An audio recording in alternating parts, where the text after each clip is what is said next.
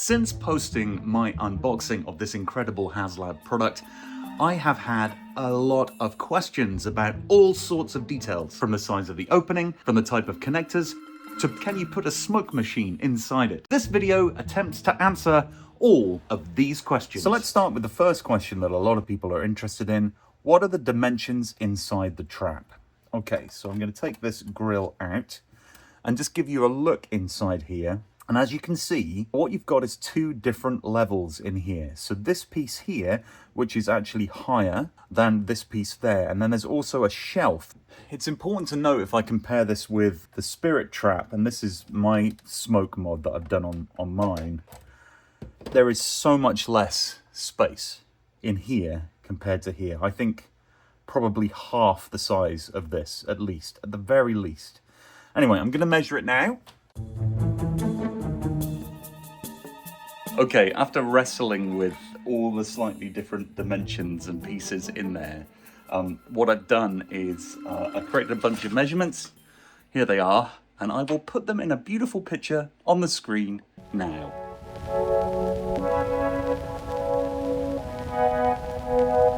One other thing to add is there are these two little pieces here and here as well that stick out. So it's just worth noting that they're there. Having looked at the space and size that's available inside the trap, let's have a look at how that works for like a standard smoker. So I've got the smoker here that I used in my Spirit Trap. And again, there are multiple different configurations of these. But you'll note immediately that there's a challenge here. Now, I could probably get this to fit okay if I moved this connector for the switch, because then it would probably sit quite nicely there. But it's a tight fit in this space. You'll note that this will not. It's hard to. I'm making the point here that this will not fit in. You just need to be really careful with the smoker that you buy, kind of what the configuration is, because a lot of them have this end where the smoke comes out, kind of pointing away or up. And anything that's kind of that configuration where it points up is not going to work. It is not going to fit in this trap. And I'm working right now on a smoker that I'm building myself that should fit in here. So in another video, you'll see me working with that.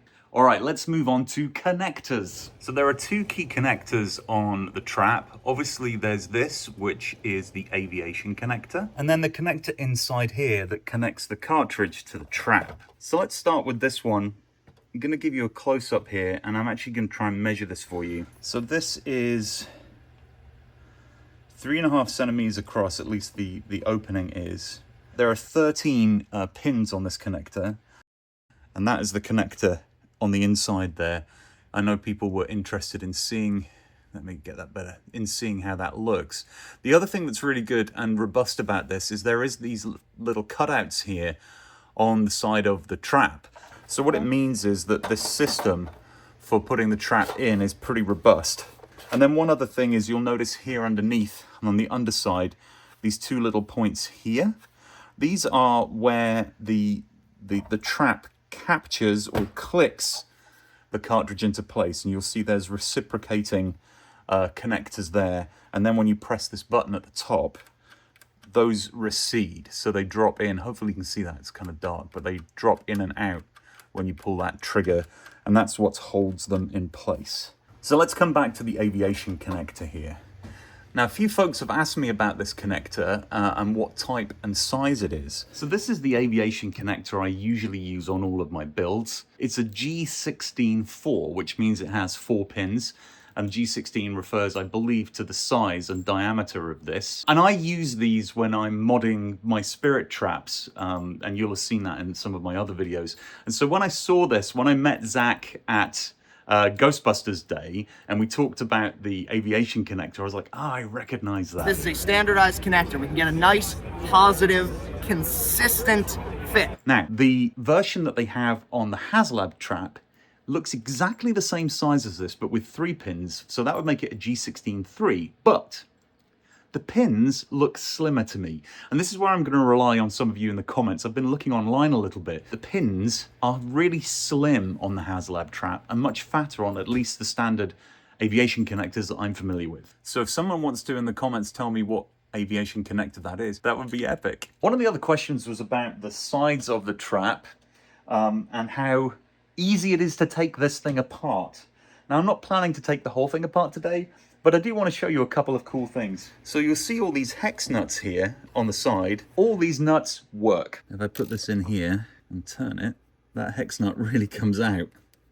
And just so you can see what these hex nuts look like, they have quite a fat thread compared to like a typical hex bolt. And I'm going to take these final two off on the resistor. So that now means that the whole panel comes off here. Oh, that's interesting. Look, you can see now how this is constructed. So this piece, look, slips through here. And then that piece pops out close to hand here. There we go. Okay. Whoops, there it is. So, here's what you've got. You've got this metal plate, which is fantastic.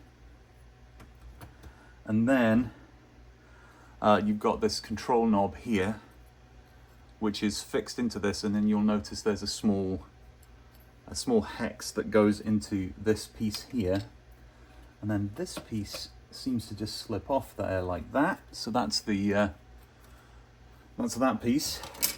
And then that gives access to the inside of the trap. Now you have to remember, of course, that what we're looking at here is not in the cartridge. So I'll just take this out to kind of make this point. That what you've got here is this plastic outside piece, this band of space, and then if I flip it here, this is all the internal pieces. So these are all the mounting points for all of those hex nuts or screws that I took out. And then these wires trip back into this piece here, which is where most of the control is going to be, is going to sit inside here. And then, just to make the point even further, I believe, yep, all of these here, look, on the top are hex nuts too. So I'm going to make the assumption that you take all of these out, and that will give you access to all of the stuff inside there. This looks like, to me, and like I said, my plan was not to tear this entire thing down. But I'm almost halfway there. I can hear people screaming on the camera. Do you keep going, Matt? But you'll notice that this is going to be the same on this side. So here you've got, again, going to have some kind of controller selection switch. And then on this side, these micro switches that control everything to do with the sound effects from Ghostbusters 1 or Ghostbusters 2 are going to be behind here. And I'm going to make the assumption that you've got that kind of hollowed out place there. Now I've torn just at least one side of this down. It's really cool to see the materials I've used here. So this piece is the only piece that's made of metal, some form of alloy. But it's great because it adds weight and substance and feel to the trap. And then what's really intriguing is this, that I genuinely thought was metal, because the paint job is such a good match to this. Incredible. It's actually also made of plastic,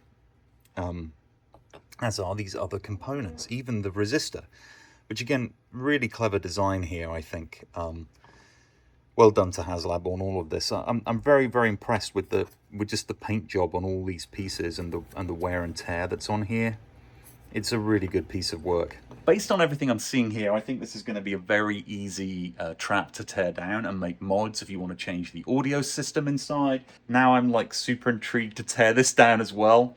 But yeah, I'm not planning on tearing this down today. That wasn't the purpose of this video, but I kind of got off track a little bit. Everything in this trap is accessible through some kind of hex screw or hex bolt. Thank you, HasLab. That's freaking genius. I love it. And while I'm raving about HasLab, don't forget there are just a few days left to back the Ecto-1 Plasma Series Ectomobile Anniversary Edition that I was able to get up close and personal with the weekend of New York Comic Con. If you are still trying to decide, or if you've backed it already and want to remind yourself of how epic it is, check out the videos on my channel for conversations with Zach and Pat from the HasLab team on the details of this epic new product. And now, back to the two in the box. So let's move on to a couple of features with the pedal. A very cool feature of this pedal, you can actually move the octal relay from this configuration to this configuration, which I will demonstrate now. Now it's worth noting you have to just be careful when you unscrew it here because these screws fall fairly close. So you're going to be going in a little bit of an angle. It's cool how it looks like the real thing here. And then all we're going to do, and you can see that on the trap, this is just kind of an empty space on here. Now it's worth noting when you remount this that there's a little thing that sticks out to help you orient it in the correct direction. You'll see it here and here at the bottom, and then the same on the base here. So you're just going to pop that, and it's the other way around. The other way around on the base here, like that.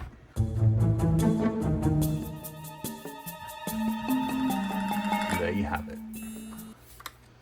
Ready for your Ghostbusters Afterlife cosplay. The other thing that folks were really interested in was the quality of the ribbon cable on the back here. So this is the ribbon cable close up. And I think I mentioned before on the Matty Collector that this is like a rubber, but this to me, honestly, it feels like a real ribbon cable to me. The stiffness of it, the fact that there's a red line to indicate the first in the line of cables. Yeah, it's nicely done. I think it looks spot on. One other thing that people were chatting about in the comments was, what does the Morse code say when you put this trap into spooky mode? Well, a little bit earlier, I made a recording and I did a bit of deciphering.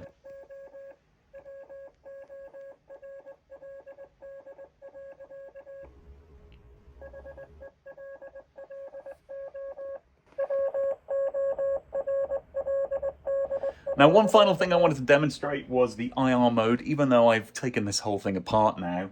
But I'll put it back together and I'll demonstrate it, although Jason from Ghostbusters News has done an incredible job of already demonstrating this. I just want to do it anyway. The whole IR thing is just really simple. So you have the trap, it's just in idling mode, as you can see it here. It just occasionally will make its, its noises.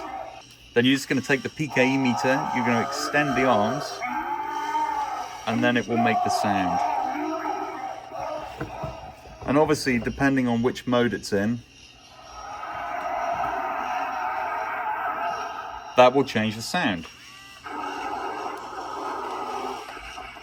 At the top, it's in a random mode, and then here, when the PKE meter is fully activated, the ghost in the trap responds to that.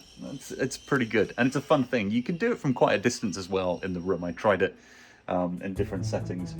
If you're interested in modding your own trap, you're going to want to watch one of these two videos here, both of which will take you to things that I've done in the past to mod a Spirit Halloween trap, with everything from taking the look and feel up a notch to adding smoke.